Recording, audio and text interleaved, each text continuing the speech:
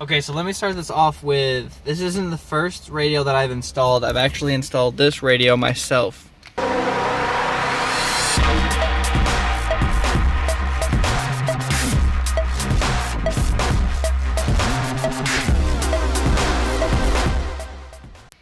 So I know how to install radios, and this one got me a little confused. The reason why I was confused with this one is because this plug that came with it right here. So this is what plugs into the radio, and then you have all these extra cords here, and then you have all these that are tied together into this plug. Now I was confused with that because, you know, I got the wire harness right here that looks like this, and it's got the wires at the end here. Not with these things on them. I already did that, but they just come ready to go. So I was wondering what this plug was for and what was going on with that. So I was confused with that and like trying to look it up and everything. But turns out it's just like regular cables that you can ignore the plug completely. You can actually just cut the plug off and then use the cables without the plug on them. So what I did instead was I found these little guys. Well, there goes that one forever. I found these little guys right here, and I don't know the technical name for them, so I'm not even going to try and guess, but they're male plugs, you know, just they go right over there. These kind of things. Oh, okay. They're these kind of plugs right here. So I can show you, give me 2 seconds. So you got one female, I guess. I guess this would actually be a female one. And then you got the male one right here that the female goes over. And what I did, instead of using both ends, I just used the one end and put it over the prongs that were right there. Like this one right here, I just put them over that. And they're nice and small, and they actually don't want to touch each other. You can even try and make them touch, which works out really well for this because you don't want them touching and shorting things out. So that's the solution that I came up with, was to do that. Now in the manual, right here, this black bold wire is what they called. That is supposed to be a battery positive. And I didn't have a black wire in my harness. I had a yellow wire. And in the book, this yellow wire wasn't mentioned whatsoever. So these are both like bolder wires. So I'm assuming it's the same thing. I'm not 100% sure. So I just used the yellow to yellow because, you know, you're matching up colors anyway. Might as well just go yellow to yellow. If that doesn't work, I'm going to try yellow to black and see if that works. I wasn't sure if I should like splice it and get another wire and plug it into the black as well, just because. But I'm just going to try this and we're going to see if this works. So let me take this stuff off and we'll go through this. Alright, so first things first, you take the negative off the battery. Boom. Now that's safety, but make sure it doesn't go back on, because you don't want that going back on. Defeats the purpose. Second thing is second, take this out, but you gotta take that off first. So I guess take this off, then take that out. Is that third? Just get rid of all this. But Michael, how do you do that? Well, you take these out, then you take these screws out, then you give it a little pull, pops right out. Oh yeah, hold on. I had to get rid of my iPod cord. Okay. So you get rid of that. And then you ignore what this looks like because I taped it and put different colors in here. You ignore that, and then you take this out by taking out these screws, which I already moved 2 of them. You just gotta grab one of these guys. Bop! Unscrew them. And then you remove this. It's very simple. As long as unscrewing things aren't complex for you. Yep. Okay, so then you pull this out, bop, and you unplug everything. So you pull it out, boom, right? And you got your heap of wires here. This is actually what I did before. This is my other wire harness I did before. So you take this off and you take this off. You'll be looking with a few less things. So just gotta figure out. All right, so I gotta cut this off because this is crimped. You can't see. This is crimped down, so I gotta cut this off and reattach it to the new one, which isn't a bad thing going on. This is just connected to ground up there. I can actually just cut that off and use that. Oh, I'm about to do that. And those are for my sub. And this is for, oh, that's not it. This is for the radio. So here we go. All right, so to connect to this, you gotta cut the wire, obviously, like I said earlier. And then I already pre-installed these guys onto here. These were exactly what I was talking about earlier. They're just on here. So there's this wire. I just have to take this off, put the wire in here, and crimp it down. Well, after I expose the wire. Here's a trick that I use. Here's a trick that I use all the time, except for this time. So you see the wire's in here, and when I pull it out, it only goes this far. I can't really reach in here with tools like my stripper. It's hard to, I guess I could have done that, but it's hard to, it would have been difficult to pull it out, right? So it would have been hard to strip the cable with that stripper. I used some wire cutters and, you know, a little finessing. So I got it that way because I didn't have my usual trick tools. My usual trick is a lighter. In case you didn't know, you take the lighter, and you turn the flame on, and you put it right on this, or right above, or right underneath this. Heat it up, and then you could just pull the coating right off of it. It'll just come right off. Nice and easy. I mean, it'll be a little hot, so you don't want to like hold on to it. I just pull it off and drop it. And it works really well. They don't look great, but who's looking at those anyway? You should put like heat shrink tubing or crimping them down or something, to where you wouldn't see the end of the cable. But it works really well. It's really simple, especially for the really small wires that you can't really do anything working with small electronics. I use that technique all the time, and it is great. We got this thing crimped down on here. It is not going anywhere. Now, instead, see, this is what I used last time, right? So you put the two cables in here, if you can focus on it. You put the two cables, one on one side, one on the other. You crimp them both down. It works. It's good. But you can't reuse it. And I don't like that. So what I did, it would have been, you know, it would have been easier if I did it, if I put this thing on here the first time, because then all I would have had to do was put this piece right here on this cable and then be able to just plug it right in. I wouldn't have had to deal with this and make this cable shorter. So because of that, you know, the cable's now shorter. I can't pull any more. I don't get anything else. But this is a good tool, a good way to reuse cables. So think about that when you're installing something, to, you know, if you know, it's something like a stereo. You know, you don't know if you're going to get a new one or you want to put the old one back in.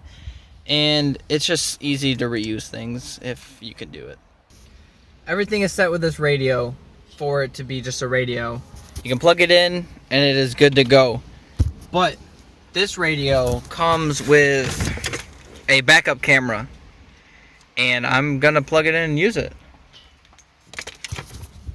So it has a break-in cable and it has a reverse-in cable. So because of that backup camera, I believe the reverse-in means that it's going to turn on when it's in reverse. Not sure what the break-in does, because it should be on when the car turns on. Not 100% sure. Maybe it turns on when the brake is on and then it turns on when reverse. I don't know. Not 100% sure. But I do know that this is for break-in and this is for reverse-in. So I'm going to have to find the brake and the reverse and wire them to here. I'm not sure exactly how to do this, right? So I'm taking this off. This is how I'm doing it. Not how you probably should be doing it. But I don't feel like looking it up online. So, I'm taking off my taillight, eventually. Alright, so I took off my tail light, and this is my reverse light, and the other lights are green.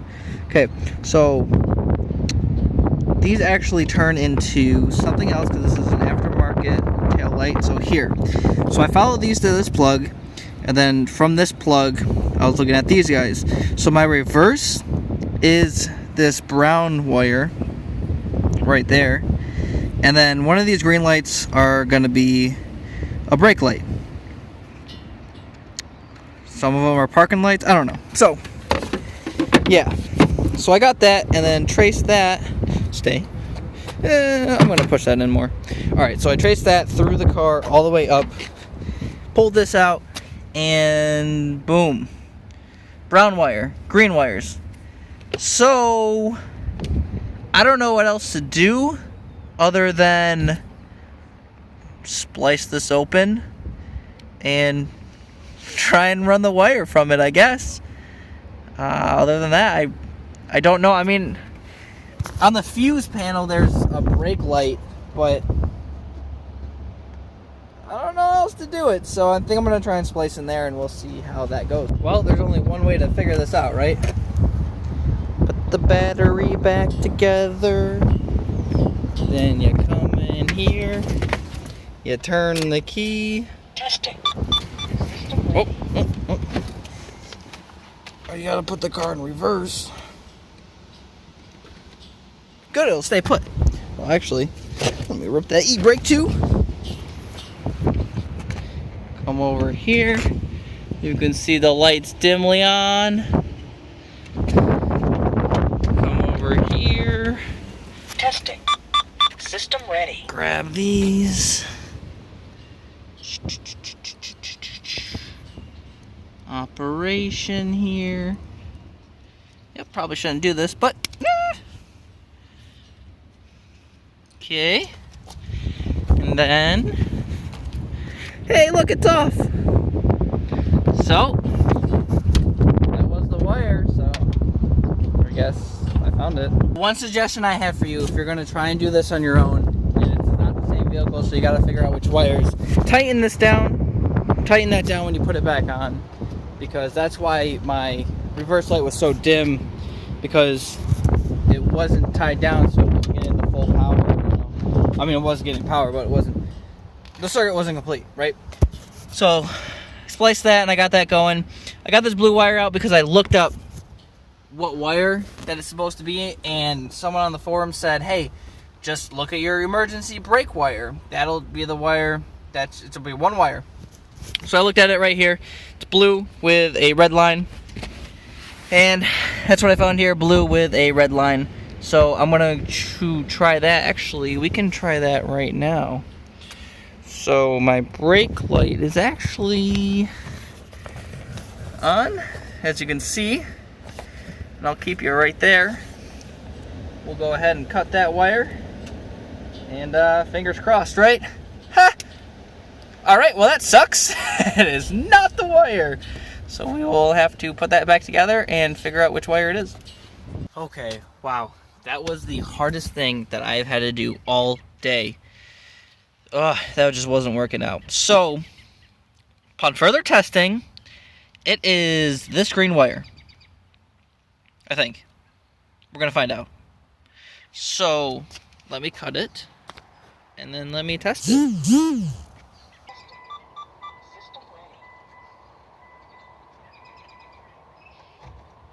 Testing has been completed, and turns out that is the wire. So those are the two that I'm using.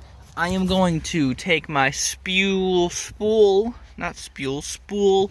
of wire that I have here.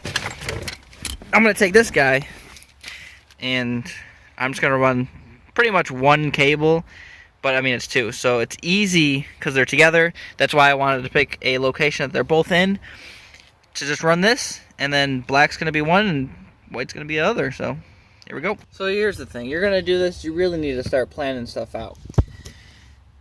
I put these on right here. They're, simple copper bars. They're actually just wire. Put them on for a bridge here, and I put these wires on here.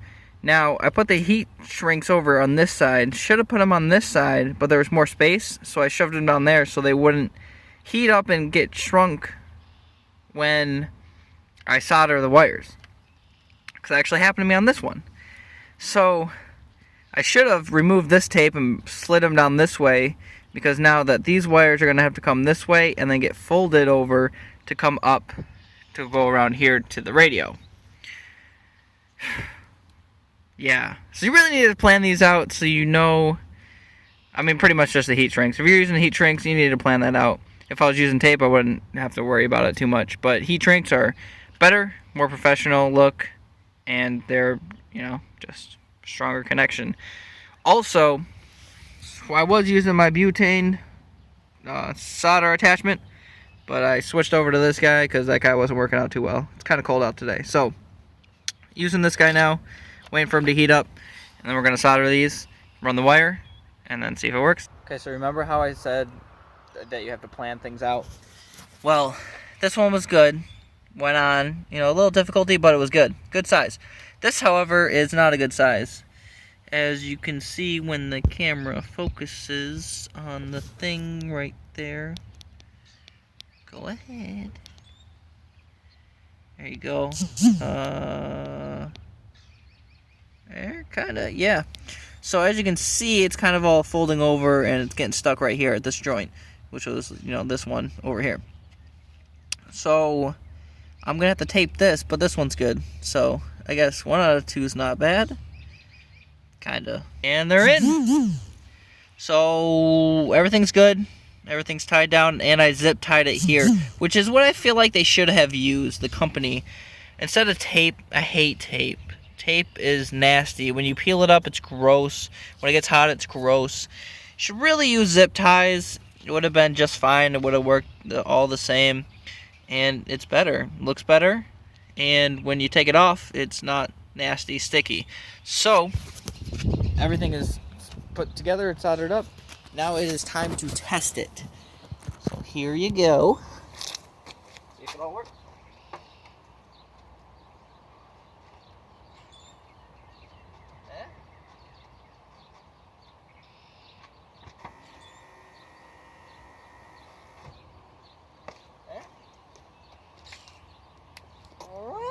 Got the cable right here. I ran it through here, up along here, and then got it through the radio hole.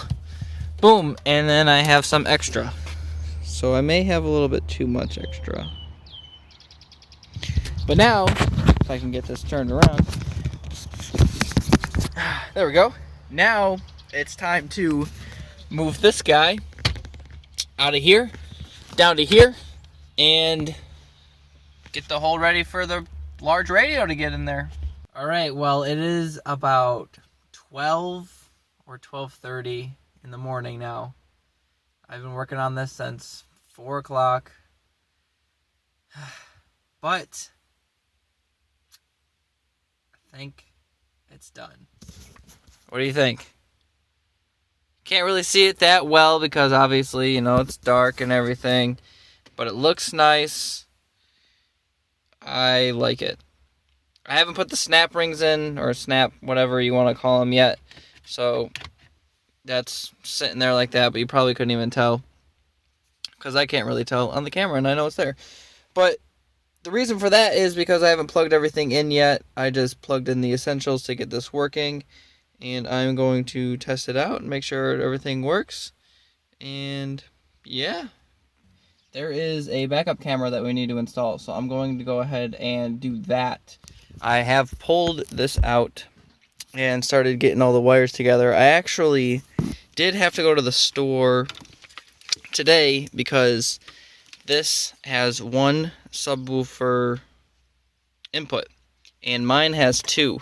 So I bought this adapter right here, and you plug these in, and then you plug that in. So that'll convert it to 1, and then it should work. Haven't tested it yet. Hopefully it'll work. Still cold. Needed to do a couple things. So here's what we're looking at. We got the camera with these cables here. We got the power cord here.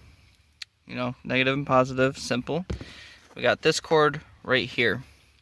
So this is the video in, And what the heck is this? So this is supposed to be plugged into the reverse end light for something. Honestly, I have no idea why you need this. Doesn't really make sense. I mean, you already have the reverse end tied to there, so why do you also need it for here?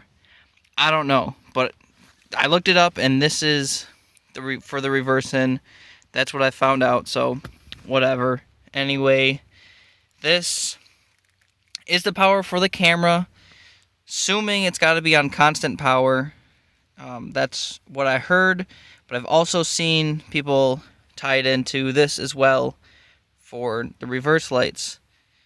Don't know how that is for the life of the camera, because it's turning on and off, on and off, I'm assuming, every time you get into reverse.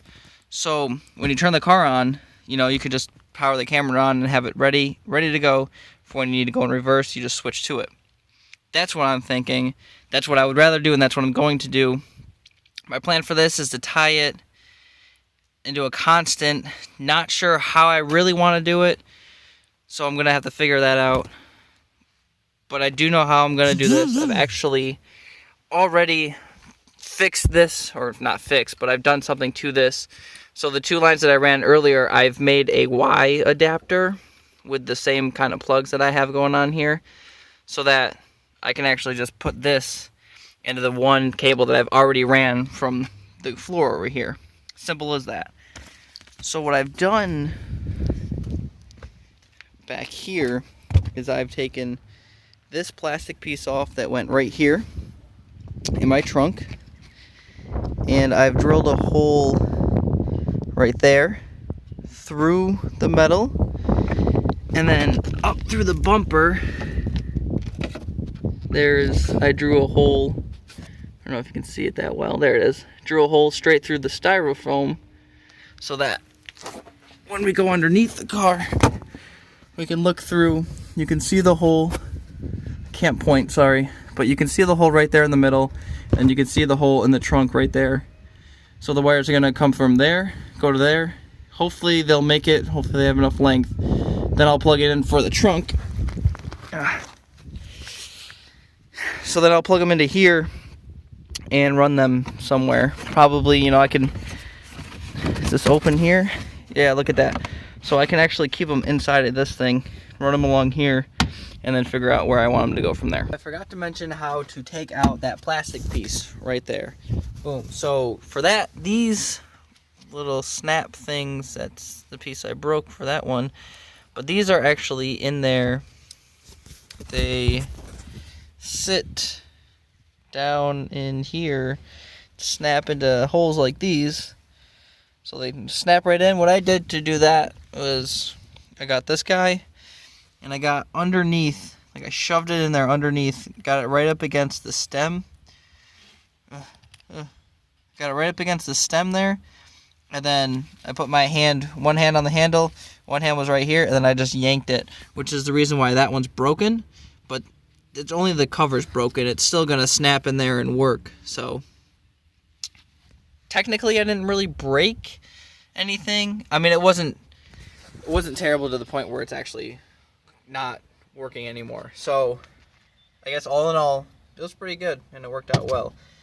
Now I have gotten these cables through underneath. I put them through the hole that I have here and bolted this on. I put them through the hole, ignore that, put them through the hole that I had there, underneath, ran them across, got them into that other hole there, which I drilled a 1/2-inch hole for. And then pulled them in through here so that they're easier to plug into. And then I'm just going to tuck them back in there and run them through over here somewhere. Figured out the wiring for the most part. For opening this right here, there's a little snapper doodle in here. Looks like this. Boom. I forget how you really do these, because the other side doesn't have one. And this I'm kind of just pulling up with my fingernails. I think, this is the same way. Put your screwdriver in there and just snap it out. But this, I know this pops out forward, and that's what allows the thing to compress. When you push that in, it expands, and that's what holds it in there. So I'm not sure how to reverse that action, but that's what's working on with that. And then you got one of these things. There it is. You got one of these things that just screw right off. So that's up here, right here onto this bolt, and then that other one was down here. Right, so if you're looking actually at it here and here. And then this just pulls right back, not attached anywhere else. Here's where I'm going to use my ground, right here, my negative. And then I opened up the tape around the lights, the light wirings. Found the brown wire, separated it. Then I'm going to splice into this, and then that's going to be my power, or my reverse in line right there. Not my power. I'm not sure what I'm going to do about that yet. Don't worry about the purple lights. Those are from a different project. And then I found the escape hatch back here. If you drop the cable back here in this corner, just drop it, give it a whole bunch of, leeway. Hopefully it gets further down. You can come in here, and if you push this back, all you gotta do is push it. You can see this like carpet kind of thing. If what I had to do, I lifted it back, I looked in there, I didn't see the cable, but I stuck my hand in there pretty far. I can't really show you because I have to hold it back and do it. But I stuck it in pretty far. It was probably to about like here. And then I felt the cable and I pulled it through, and that's where it's going. So this actually just pops right up like that. You'll hear it pop. I already popped it, but you're gonna hear it pop. Just give it a little effort and it pops right up. It'll snap right back down once I figure out where it's actually snapped into. But then these things right here, these floor guys, just get your hand up underneath here and then give it a good yank. Don't get your finger stuck in there though. And this thing will pop right up, come right off. It's stuck on this side. There we go. That thing just pops right up and off. You don't have to take it off. Just get the cable underneath it like this. Slide it through here. B pillar. I'll just push the cable through. Really, you can get it off. It'll just come over here and then snap, snap, snap. And then over here, this floor panel thing is the same way. Just snaps right on off.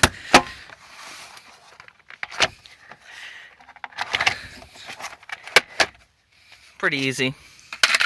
Sounds like you're breaking it. You're not.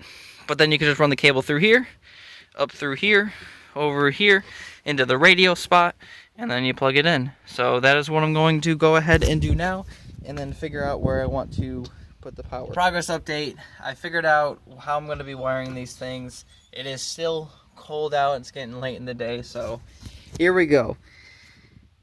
Yeah. I put them through. I was able to get the cables through here. It was easier than I thought. I just weaved them through here, and I was able to get all that. And then I put these on right here. I soldered them and taped them. Yes, I know I said don't tape. Do as I say, not as I do. I just didn't have any heat shrink tubing with me. So I soldered all the connections and I taped them in. All I need to do now is just push them through here. Get them all in the hole. Just jam them in the hole, Just like, yeah. So get them all in there. Now they're in there. They're good. I just need to put the plastic cover on. And then like I said, I got the reverse light in from the wire here. Now the straight power, so the negative goes down to here. Not this rusty one, but the one behind it. And then the power, I actually have coming in from the amp. Right here, I'm going to just put it right here where the constant power is coming from the battery. And that's how I'm going to do it. So if you don't have an amp, I don't know where to power it for you. But this is where I'm going to do it, so sorry. Well, I'm an idiot. The project where I was talking about the purple lights that I installed?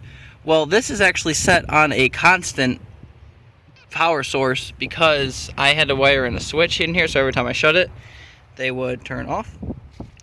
So what you can do is actually run your power lines up here and then right into this plug for the dome light that's usually underneath here that I unplugged. I don't know if I still have it. Oh, it's right here. So the dome light right here, go and plug it right there. And then I just used the positive terminals. I literally just plugged it in there and then taped it down to make sure it wouldn't move out. And that's all I did. That's all you have to do. Nice and simple. This is actually the power for my camera now, because when I plugged it in my amp, it came out and it, wasn't very stable. So that's not what I wanted. I plugged it into this plug. I don't use this dome light because I use these lights. So if you do use this dome light, you can possibly plug it into the back of the plug, but I don't want to take off the tape and figure that out because I don't want to. So you can look at that, see if you can plug it into the back of it, just shove it in there and then tape it up and make sure it doesn't leave. It shouldn't be that hard, but that's how you can power the camera. Here it is. Here's how it looks if I go ahead and turn my car on. System ready. Then this beauty will start on up.